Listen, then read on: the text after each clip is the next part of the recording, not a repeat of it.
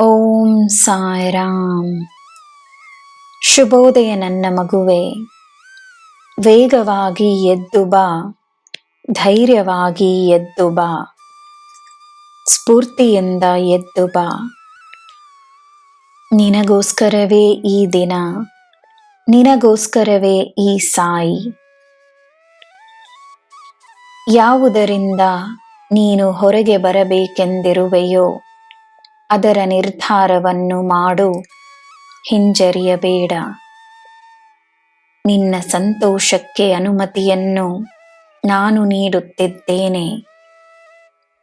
ನಂಬಿಕೆ ಇರಲಿ, ನೆನಪಿರಲಿ, ನಿನಗೆ ಎಲ್ಲ ಲಭ್ಯವಿದೆ.